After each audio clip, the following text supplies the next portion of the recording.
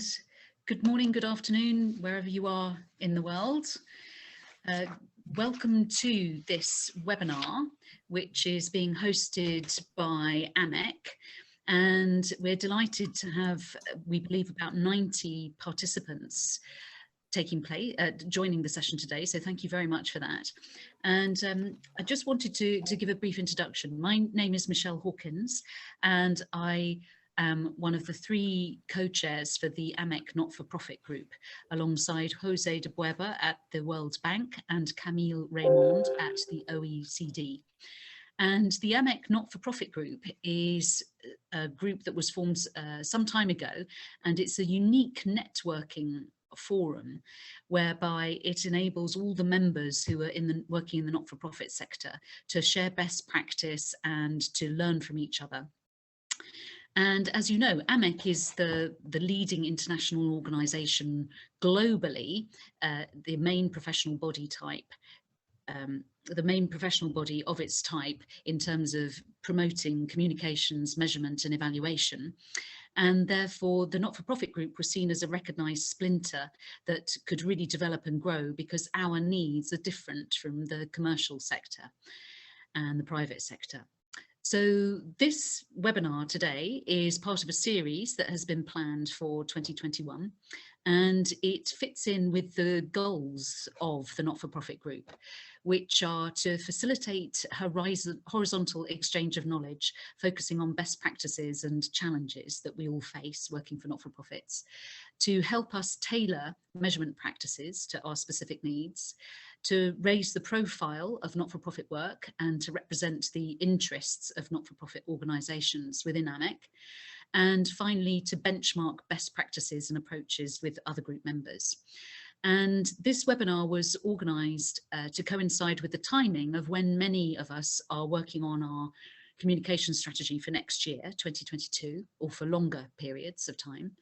And Chris Paxton very kindly agreed to give today's talk, which is titled Strategic Communications Planning, Measuring the Things That Matter. And it's part of a building block to conduct robust measurement and evaluation of communications. And these building blocks were identified at the start of the year when we conducted a survey with the not-for-profit group members to say, what do you want to learn about? And Chris works for the global consultancy Hotwire, where he is the Chief Strategy Officer, and he's based in the UK. And he's been delivering insight-led strategies and ideas and communications across Hotwire's clients. And previously he spent 12 years at the leading edge, where he helped to evolve an insights business into a global strategy consultancy. And some of the brands that he's worked on include Nokia, Sony, Nestle, Bayer, McDonald's, Vodafone and AB InBev. And Chris says that he prides himself on translating data into opportunities and turning them into strategies for growth, which is great news for us. So without further ado, I will hand over the floor to you, Chris. Thank you very much. Perfect. Thank you so much, Michelle. Thank you for that introduction. Yeah, and welcome everybody. Thank you for inviting me to take part this afternoon. So the strategic planning area, there's so much. So I train our own teams on this internally, and when we do that, we do a 2-day boot camp, and we've got like an hour this afternoon. So we're not going to get into that same level of granularity, but I hope to be able to share with you some tips and tricks and clearly position this around measurement and evaluation as well. So I might go straight ahead and share my screen.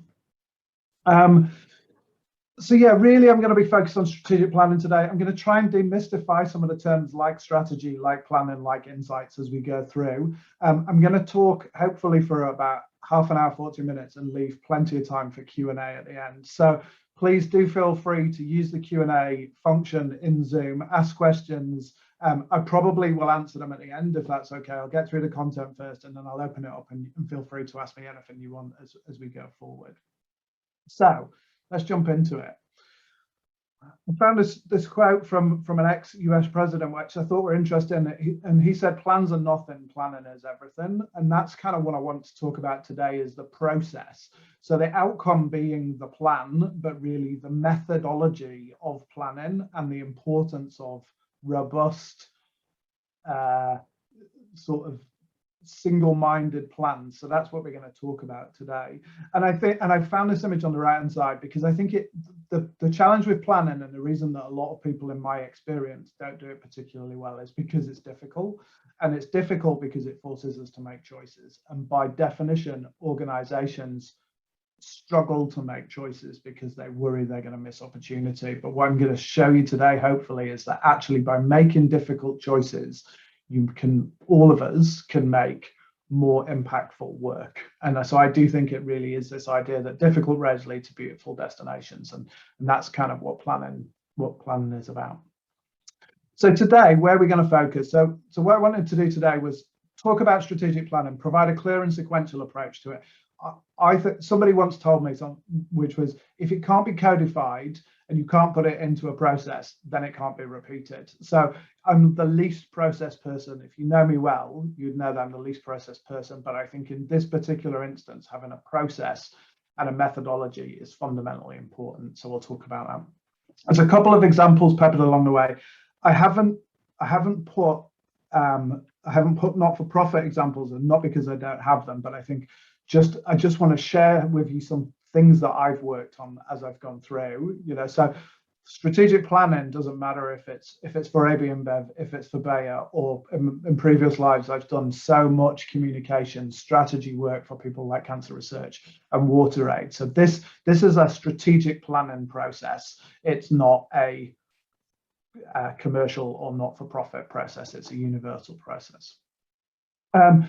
Obviously, point 3 here. How can this inform and influence measurement and evaluation? I'll try to return to that as we go through today with the AMEC focus, and then try to demystify some of these insight, strategy, plan, and jargon as we go through. So that's kind of the plan.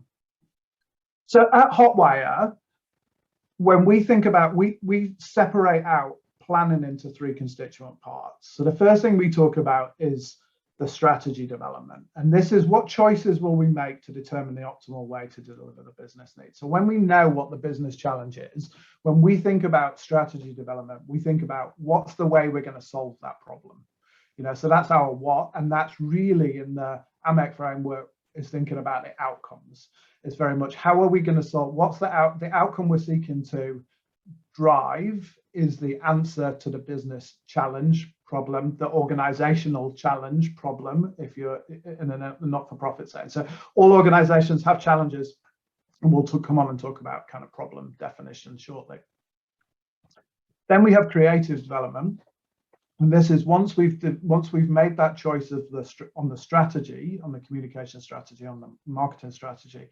What's the idea? Which idea will best engage with the audience or audiences and convey the required messages? So we move from strategy development into creative development. And this is really where our outtakes come into play, because this is what's the best way to convey the messages that we seek to communicate with those audiences. So this has got a real outtake focus.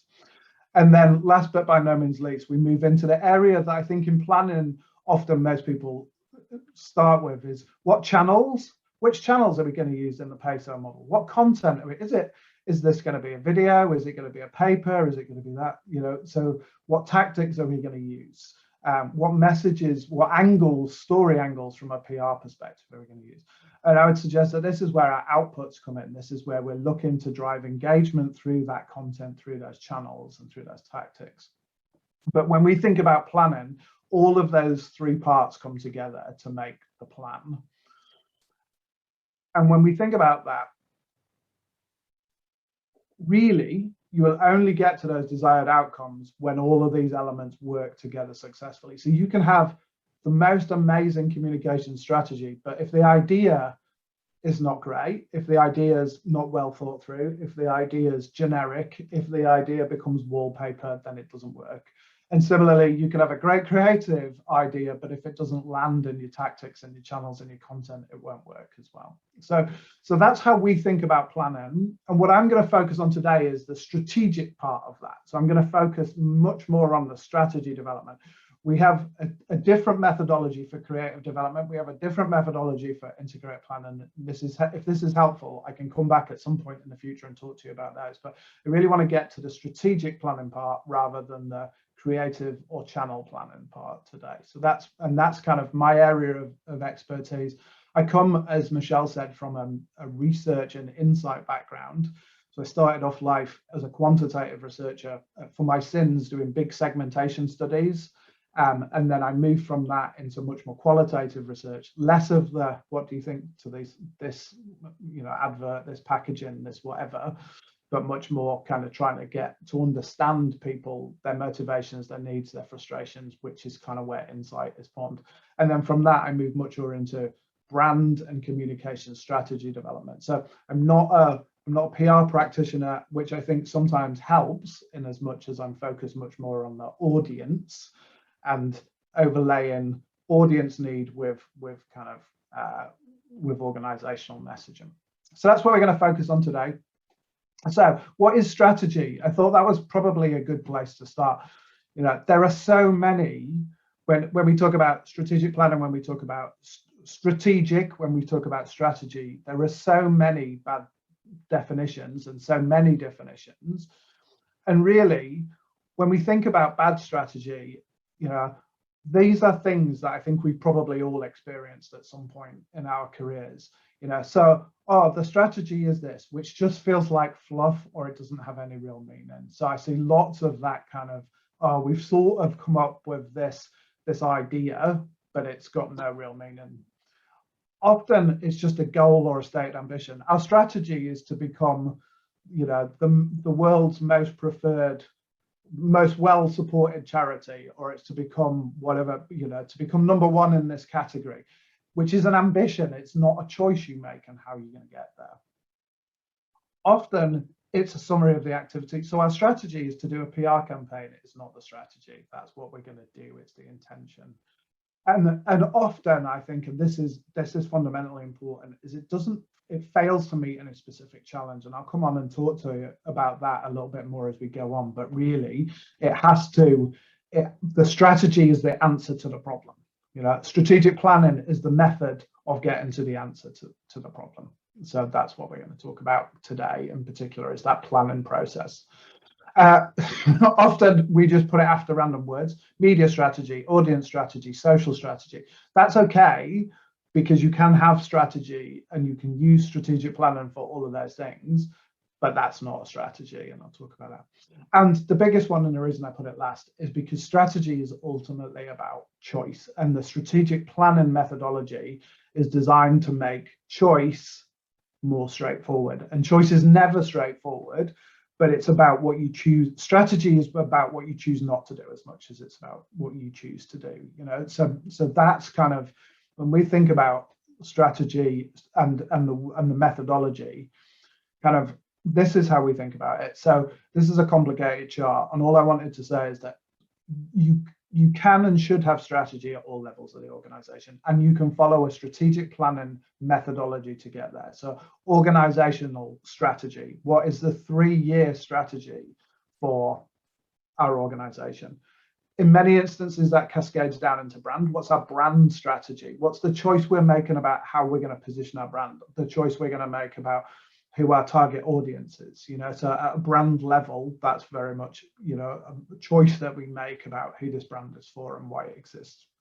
Often that then cascades down into marketing strategy, which is then kind of, what are we trying to achieve over the next 12 months and the choices we make. Marketing strategy is often then the layer above communication strategy, which is kind of typically what I work on with our retained clients at Hotwire. I tend to work on the levels between brand, marketing, and communications.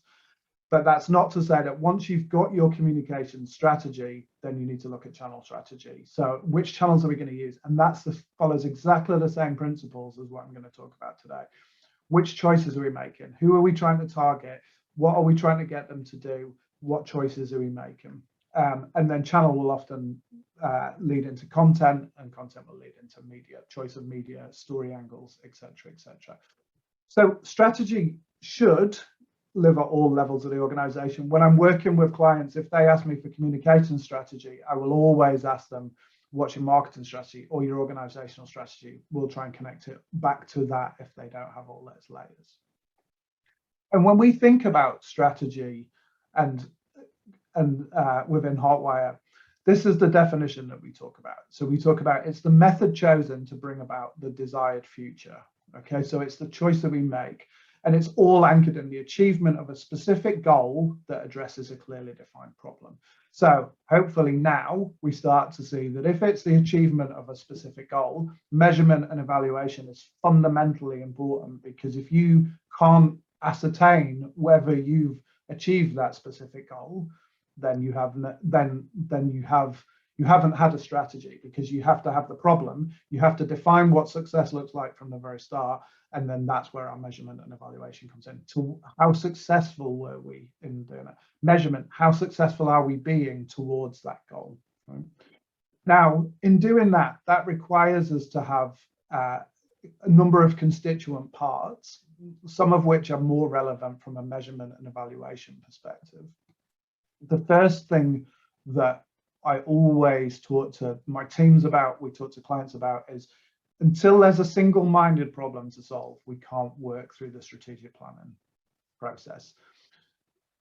Now, you would think that's relatively simple and straightforward, but actually being single-minded is way more difficult than it sounds. So I often see problems. We want to build awareness, and we want to build our reputation, and we want to get people to donate, and we want to get lapsed customers to renew their membership, whatever it might be. Those are all different problems. I'm not suggesting any one is any more important than the other, but how can the answer be the same thing to all of those? You know, so one of the things that it's worth spending the time to do is to be single-minded about a problem, and I've got a framework for that, which I'll share with you in a few minutes. Have a clearly stated goal. Oh my goodness, this is, again, it's an area that clients really struggle to define. Like, what does success look like? We will have been successful when what happens? We will have been successful when we've generated this amount of donations. We will be successful when we've sold this amount of product. We will be successful when our reputation is more positive, again, than it is negative, whatever those things are, but we have to have a clearly stated goal. A way to measure the success as well, and these two are in pink because they clearly align to measurement and evaluation and everything that is AMEC. So how are we going to measure success? And I'll talk about that as well. So, you know, and how that works across the AMEC framework too. Contains a clear choice or a pathway to follow. Like I said before, your strategic planning methodology requires you to leave things on the cutting room floor, right? So sure, we could go after and too many strategic plan outcomes and deliverables that I see haven't made choice, and therefore the more generic you are with audience definition, with the outcome you're trying to deliver, what typically tends to happen is the strategy is really bland and generic, therefore the creative idea is really bland and generic, and then the tactics are a collection of stuff because you're just throwing stuff at a wall. So that all comes down to having the discipline to make a choice. We're going to turn left, not right. We're going to focus on this audience. We're not going to focus on that, you know, and which again, probably sounds very sensible and straightforward, but it's difficult to do. And then, you may have used this term yourself. You may have heard other people talking about it. Is that on strategy? You know, so what I'm a big advocate from is once you've decided what the answer is, to the solution to the problem is, then all of the other actions that happen from that point need to reflect that. And you need to be consistent and coherent in those actions as well. You know, so, and that means that everything, you might not like the creative idea, you might not like the podcast, you might not like the thing, but is it on strategy? That's the thing that we should always go back to, and say, is this on strategy? If it's not on strategy, why are we doing it? You know, so it gives us that ability as well. And it gives us a better way of being able to work with our partners to say, we can give better feedback if we're telling them how well does it deliver to the strategy, rather than do we like it? Does it feel right, etc. So this is a very complicated chart, and I don't intend to spend a lot of time on it, but these things, once you overlay these, so the method chosen is about the one pathway that we're going to follow. So this is the one answer that we're going to follow through our strategic planning process. To bring about, so this is the point I was just making, is the anchor point for all of our corresponding activities. Is that piece of content, is that channel, is that tactic on strategy to bring about the desired future? Have we clearly defined what success looks like? And I don't mean just from a coverage perspective or from an engagement perspective. What's the desired future? You know, and that should tap back into specifically into the business challenge. What is our specific goal? So have we got our measurement criteria, and have we defined that problem? You know, a clearly defined problem, and being single-minded about that. So that's when we think about what strategy is, that's what we're trying to build, is the answer to that. And strategic planning is the process that allows us to get there. I'm not a huge person for business books, and this is a little bit military at times, but if you're going to read one book on strategy, this one, Good Strategy, and we just talked about some of the hallmarks of bad strategy before, is a good book. You know, there are some great examples in there. What it essentially breaks strategy down into is these three parts. So the diagnosis, the problem, the choice, turn left, turn right, what are we going to do, and then coherent actions, making sure that everything subsequently after that choice has been made works with that. So well worth a read. You know, it does get heavy going at times, but I think it's a good, it follows the principles which I'm sharing an overview today in much more detail than I can go into. All right, so enough theory. So how do you do this? How do you actually go about working through the strategic planning process? Well, there are a number of different ways. All I can share with you is the one that we've developed for Hotwire, one that we use with all of our clients, and one that, you know, with varying levels, if I'm totally honest, we're some of our solutions are way better than other solutions, and there's a number of factors that impact on that. What we know though is that by following this methodology that we have defined a problem, sometimes clearer than otherwise. We've made some choices along the way. We have come up with a solution, and then we're measuring accordingly. So that's the kind of process that we follow. I'm just going to stop sharing my screen just for one moment. I'm just going to try and share this. Hopefully this will work. Where do I go here? I just share this with you.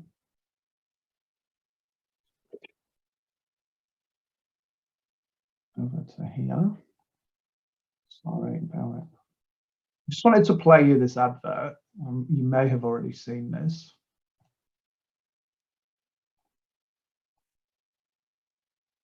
Isn't it rich? Are we a pair? Me here at last on the ground, you in mid-air, sent in the clouds. Just when I'd stopped opening doors, finally knowing all that I wanted was yours, making my entrance again with my usual flair. Quick, send in the clowns. Don't bother. They're here.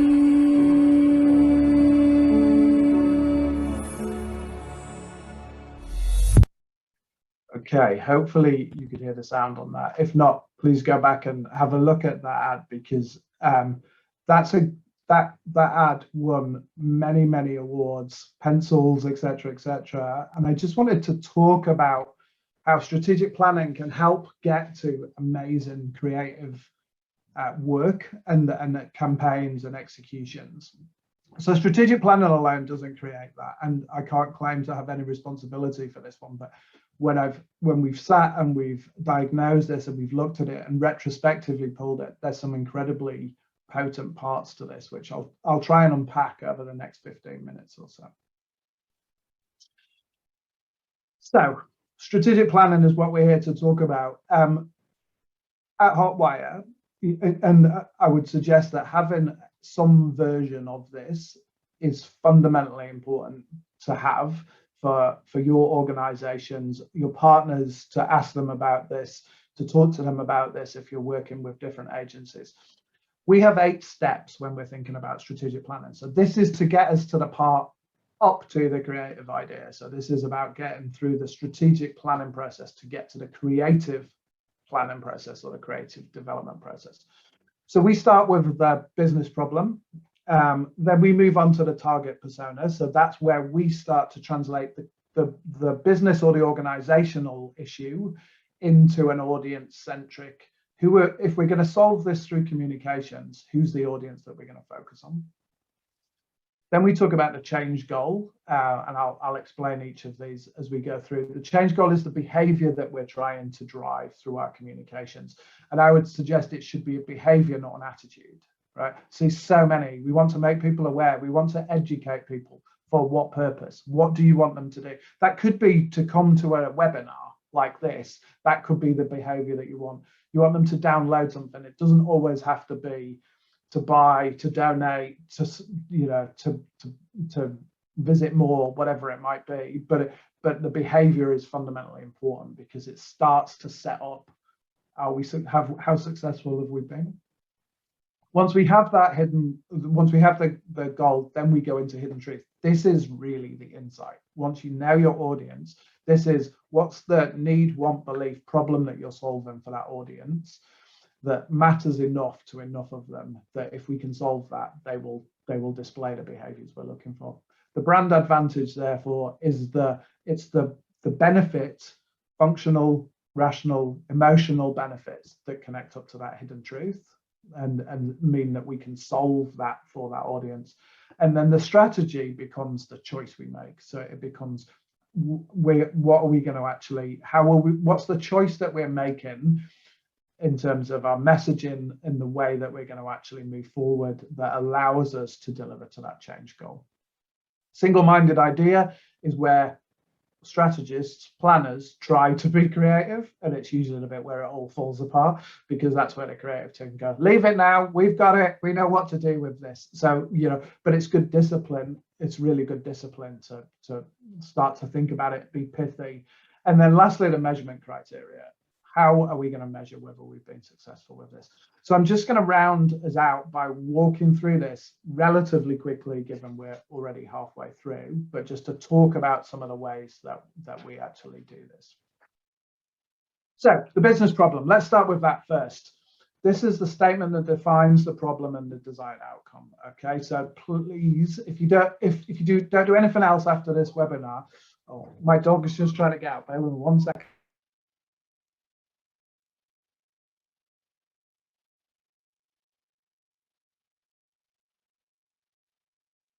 The joys of working from home, apologies, but she would have barked otherwise.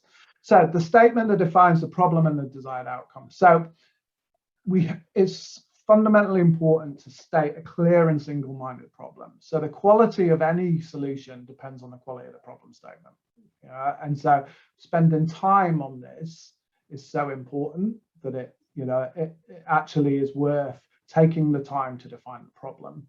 If you're vague, have too many problems, and let's face it, we all have multiple challenges, multiple issues, then you result in a lack of focus, and the results are then bland and generic.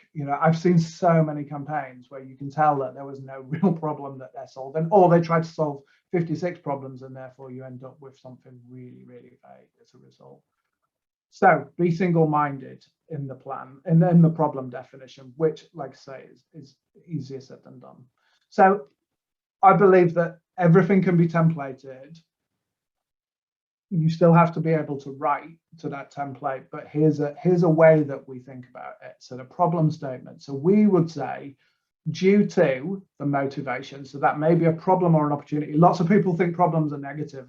I don't have a problem with problems. I think problems are things that I get up every morning to try and solve. I think they're fantastic to have problems. But some people will say, actually, it's an opportunity. Due to this opportunity. So anchor it back in the problem or the opportunity. Client name, so obviously a work agency side. So this is usually, so we would put due to plateauing donations, due to a largely negative organizational reputation, client X needs to do what? And often what I see is needs to do a PR campaign. No. What's the thing that we're trying to do? What's the behavior that we're trying to gather? What the behavior we're trying to stimulate? So it might be needs to get, in this particular instance here, it was Californian school districts to buy an electric school bus. I'll talk a bit more about that in a minute. To achieve what? So what's the goal? How many school buses are you trying to achieve, and within what time frame? So here's an example. I worked with a company in the US that used to sell diesel engines. Diesel engines are not going to be sold for much longer. Diesel engines are typically what go into school buses. And so we were working with them on they acquired an electric engine company, but this company had never sold electric engines before. So here's the statement that we wrote for them. So due to the cultural push for more sustainable transport solutions, this is in California, so very, very, very much seen as the way to do things. Client X needs to what? Entice Californian school districts to buy an electric school bus. That's the action, and thereby stimulate demand by selling the goal. The goal is to stimulate demand. The target metric is 100 buses within the next 12 months.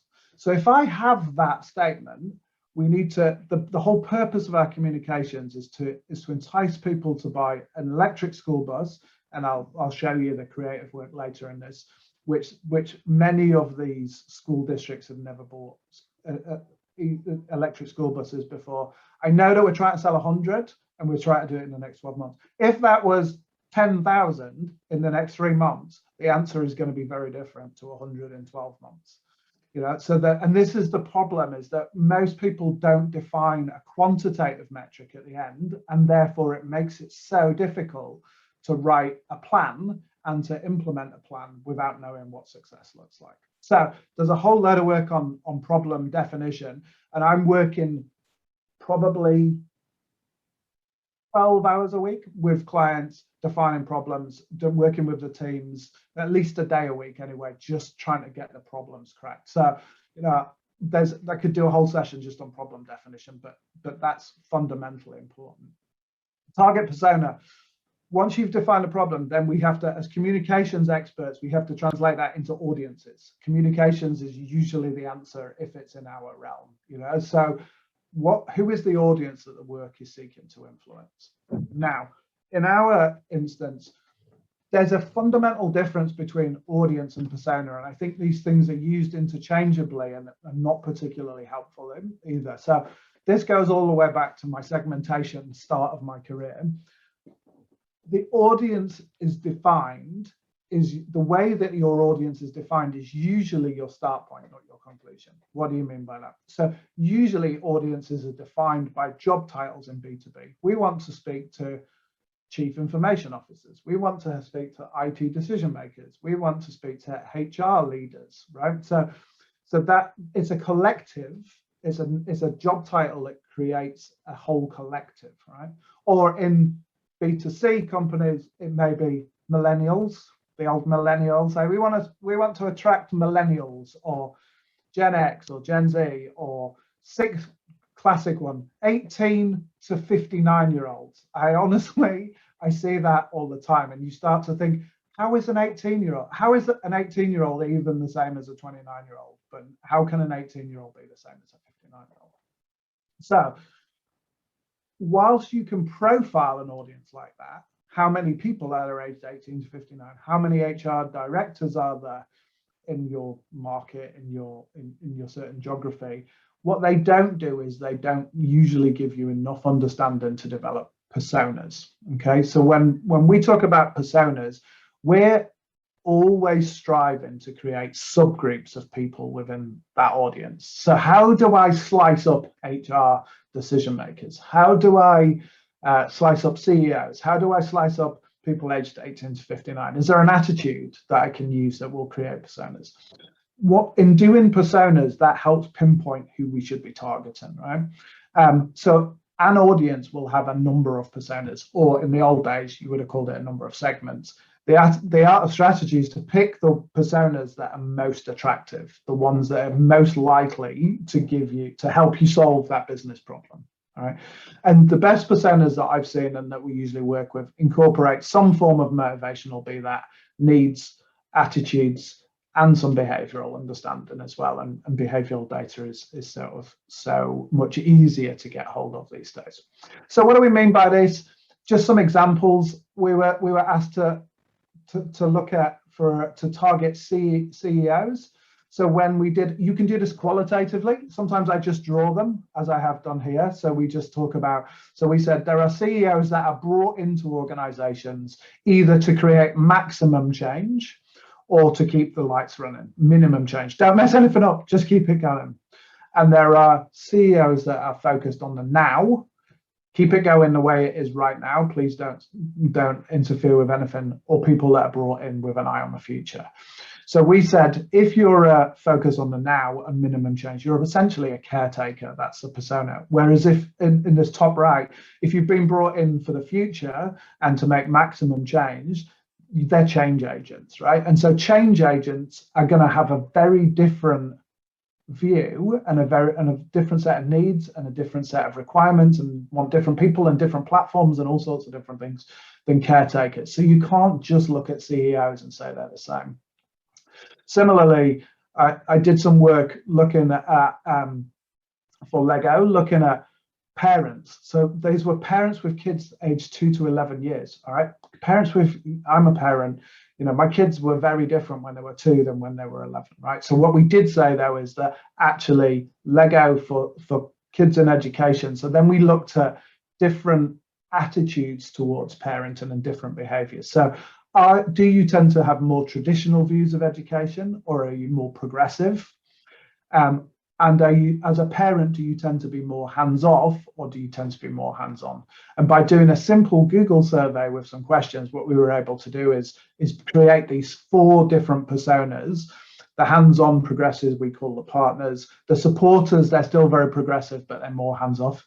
The directors tell you need to get your exam results, and the educators are like, we need to get you to pass, in a more traditional view of the world, right? So you can do surveys to find this kind of stuff, or if you can't do any of those, here's a different one I worked with where a company wanted to speak to small business owners, and I found a segmentation, a persona piece that had been done by somebody completely different in the US, and that said that there were passionate creators, freedom seekers, legacy builders, and struggling survivors. So I use those as my personas. So they exist. Speak to good research companies, do this. Speak to your agency partners, but thinking about personas is fundamentally important. All right. So once you know that, then we've got a change goal. I've got lots to get through, and I could keep going all day with this. So I've got to keep moving fast. What is the desired change that the work is designed to deliver? Okay, once you know your persona, then what's the desired behavior change? What's the behavior that you want as a result of this work? And if you can, instead of what, right? So that gives you a source of growth, a source of where your growth is going to come from. Not always does it have that, and if you can't do it, don't worry. But that all of those come together. So I wrote one which will be terrible from a not-for-profit, but how can Charity X convince the annual splurgers, that's my comms persona, who typically donate at 1 event per year, right? So that's our source of growth, is that they normally donate 1 event per year, to switch to donating monthly. That's our desired behavior change via direct debit.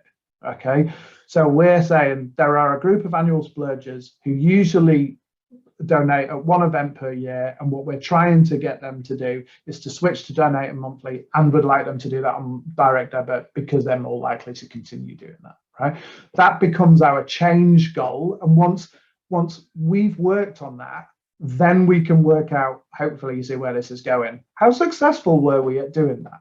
You know, so everything that we the rest of the plan and the planning process is designed to help us do that. Once you've done your change goal, then we start to think about, for that audience, these annual splurgers, why do they only do that once a year? What is the thing? If we told them that actually by splurging once a year, if they only got, if they want instant gratification, maybe that's why they do it. If we actually could tap into some motivation that matters to them, then that's how we'll get them to change that behavior. So this is an audience truth of that persona that matters enough to enough of that audience. And the way that we think about this, and this is why I talked about jargon as well, people talk about insights and they just mean data points, right? So when I talk about an insight, I mean, this is your hidden truth. This is the thing that you find out about that audience, that when you solve that, will unlock that behavior that you're trying to create. Okay? So it's about having one hidden truth that you base the rest of your planning on. It's not about having insights. Oh, we've found a whole load of insights. Well, no, you found a whole load of facts or interesting points. But in this instance, your insight is the thing that you leap off. Right? It has to be a single truth, so not insights. And it should be the first point of new thinking, like, I've never thought about it like that before, but you're so right. This is the thing, this is the problem they have that if we can solve, will help them unlock growth. And I do a whole day on insights, but and the way I was taught to do it was start with either this audience needs, wants, or believes, because actually those are fundamental motivations. And in 80% of the hidden truths I write, they have the word but in the middle. These people want to be seen as, they want to be seen as generous, but worry that, they'll have to make sacrifices. So the but, when there's a but in there, that creates a tension to solve. And that's the bit where you go, aha, now as an organization, we can solve that tension. And normally, hidden truths don't have the brand or the organization in there. So here's, again, I have to keep moving us through, but maybe the insight is the smart people on this webinar want to become strategic planning gurus, but they think I'm a waste of time. I hope you don't. But if you do, and that were true, we could get a new trainer, a new speaker that could solve that. Here's one that I think is the insight that actually was the one from that Audi advert. Urban warriors believe that they're good drivers. I'm a great driver, but I'm at risk from all the other idiots on the roads, in that instance depicted as clowns, etc., etc. So there are lots of ways. This is hard, right? And my advice on this one is just right. I'm going to back through so that we can get through the brand advantage. Brand advantage is, once you know your hidden truth, what is it about your organization's brand or product or service that addresses that hidden truth in a compelling and credible way, right? So in that instance, if you think you're a good driver, what Audi did was show that they showed that their technology makes you feel more secure, more protected, right? So it's not telling you about all the features. We have reversing cameras and all the rest of it. They're demonstrating the benefit that if you drive an Audi, this particular Audi, you will feel more protected from the idiots on the road, right? And so that's what your brand advantage does, is connect up to that. When you have all of that working, then you can get to your strategy, right? So you now are saying, we're going to show that something is something, okay? So let me talk about that. So if I look at some strategy lines that I have written and used as examples, I like this construct because I think it's really helpful. Show that Audi protects you. The strategy is, we're going to show that Audi protects you from the clowns on the road. Hopefully you saw that in that. That's what the strategy is. In the UK, I did a lot of work with McDonald's, as Michelle talked about. And so we found that people think coffee has become ridiculous and too hipster. So our strategy for the communications was show that McDonald's coffee is hipster proof. And then we dramatized the sort of farcical nature of coffee today. I work with a company that does automation software, right? And so for them, it was show that Redwood liberates people from mundane tasks, right? So by getting rid of the mundane tasks, we liberate people to focus on the things that matter. Or in that school bus example, show that Cummins is a familiar face in an unfamiliar crowd, which was the opportunity that we saw in that one. So you get to this point and you need to articulate the choice that you've made. So this is where we become very single-minded in the choice that we've made, and this is fundamentally important then for everything that goes from that point. Here's one that I did for one. Show that V-Bike Smart gives you greater confidence was the strategy line that we showed.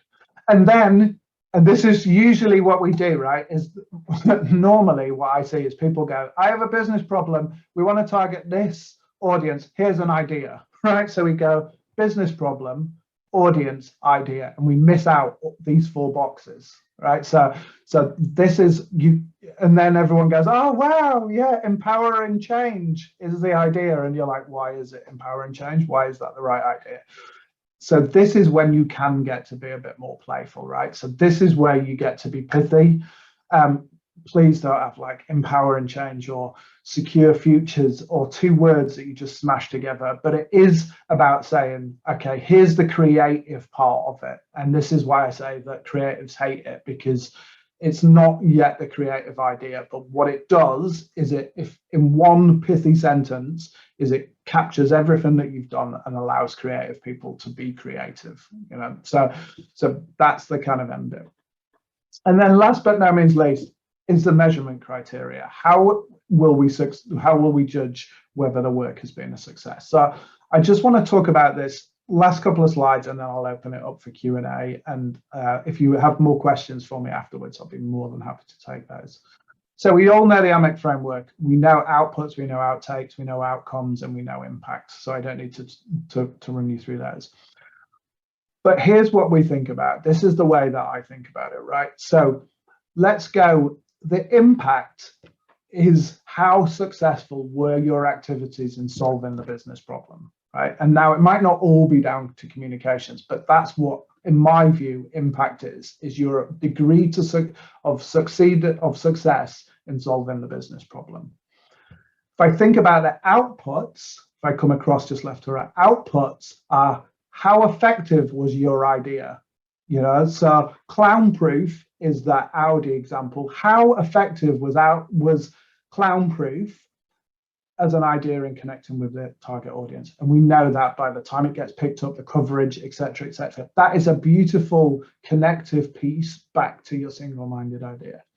Outcomes, how successful were we in delivering to that change goal? How successful were we in getting people to deliver, to donate monthly on direct debit? And that is completely related to the strategy, to the choice we make. And then lastly, but no means least, the outtakes, how successful were your activities in communicating the messages? And so what we see is that outputs depends upon how well you empathize with your audience, right? And that comes back to how well do you understand that persona. Outtakes is all about your audience's recognition and recall and engagement with your messages. That's dependent upon how relevant you've made them to the messages to them. The way you become relevant is by understanding the problem and solving a problem that matters enough to them. So outtakes directly relates to your hidden truth. When we think about the outcomes will only come about if you have defined the right strategy. And the right strategy is about your ability to deliver. The change goal is governed by the choice that you've made. So we're going to show that by making coffee hipster proof or whatever it is, that actually we're going to drive more people of a certain persona to buy their coffee more regularly in McDonald's, right? And then last but not least, impact, which we're all trying to get to, is about how successful were you in solving that business problem, you know. But if you don't get to the business problem level, then you will never be able to ultimately prove the organizational impact of your communications. So I had different slides to show you and go through, and I'm not going to go through these now. I think that's quite enough for me. I've kind of hopefully left 10 minutes.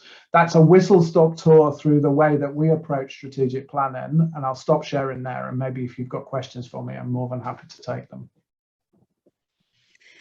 That's brilliant, Chris. Thank you so much for that whistle-stop tour indeed. But it feels like you've led us really safely across a series of stepping stones, across a raging torrent of information, environment and communications to get us to the other side. And I'm sure people would agree that the templates that you've shown are deceptively simple. And when you see it, it's almost the insight or the clear single idea of course, clear template. Why didn't we ever think of that before instead of a map? And also what was great about your presentation was there were some laugh out loud moments as well, where we recognize some things that we might hopefully. So I'd love to open the floor to questions. We've got a Q&A box where you can either type your question. Julie, I'm not quite sure if we can enable people to speak. Maybe you could advise me on that. Hi, Michelle. Yeah, we can unmute people. That's fine. Okay. So whilst people are thinking of questions, maybe to type one in the Q&A or to raise their hand, could I ask a first question, which is, you made it really clear that then we need to solve the single problem at the beginning. Yeah. What if you are tasked with writing a strategy, which is a more organizational strategy, where things such as awareness, understanding, confidence from the audience is required? Would you recommend breaking that down into separate strategies, because understanding, awareness and confidence are three different business problems? Yeah, absolutely. I mean, awareness is typically everybody always wants awareness. They want more at the top, right? But all of what that does is drive growth. Often, if you think about understanding, that's a conversion problem, right? So it's like people know, or people, but they still don't do whatever the thing we want them to do is, you know. So that's what, and then we try to solve that problem with the same solution, and therefore you end up in a real pickle, because you're like, well, is this to drive awareness or is this to unlock the blockage in the conversion? So I would suggest separate them out. If there is some commonalities at the end in message or whatever, then maybe bring them back together in your campaign. But the more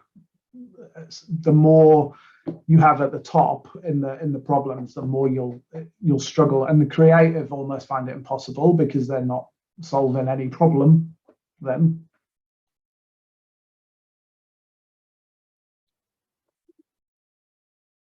Oh, I lost you. Can't hear you now, Michelle. I think you got on mute. Jose, did you have your hand up too there? Did you have a question for me while Michelle comes back? Yes. Hi, Chris, and hi, everyone. I'm Jose de Huerva. I'm co-chair together with Michelle, the nonprofit group. Wonderful presentation, Chris. I have a question. Can you talk a little bit on how, you put measurement at the end of the process naturally, but can you talk a little bit also how you then incorporate some of the M&E into the learning aspects of the planning? So, when is a good time to retrofit some of the data, insights, recommendations coming out of the M&E process back into the strategy? Yeah, so I think that the beauty with something like this is if you separate out your outputs, your outtakes, right, then if you're looking across all of those different levels, your strategy won't be perfect, and it's never perfect, but at least you can start to look at where optimization is needed. So it might be, we haven't got the brand advantage quite right, or that bit, or we haven't connected it to the right insight, or the idea just doesn't resonate. So you can separate out where the problem is. So always be feeding that back in, and I would argue as well, be piloting different ways of doing those things. Like, what's a better way to dramatize that, the capability? Should we do it like this? Should we talk rationally, or should we talk emotionally, and do it, pilot it? Most channels allow us that opportunity now, whereas we didn't necessarily have that opportunity quickly and cheaply historically. Thanks for that, Chris. And we have a question from Todd, who has asked, do you ever encounter client resistance when providing measured feedback for the next round of strategy refinement? Do they ever want to continue on the original path, resisting alterations? Yes, always. So I think that the only way to do that is through objective, through data, to what Jose talked about. So whenever I'm trying to get them to agree on the audience definition, I will try to use data, because they'll say, well, we want to go after these people, and I'll be like, but there are 5 times more of these people. These people donate 5 times more. These people, have 5 times more influence than these people. So you have to use the data, because we all come with biases and preferences and all the rest of it. And if you're not careful, you will end up in the, do I like this? So I will always at each point, and it might not always be quantitative. Sometimes it's qualitative. Here's people talking. I'll draw them to, here's some people talking about this problem. And it might only be a handful, but just to try and you want to give confidence rather than make it, you'll never make it totally robust, but give as much confidence as possible.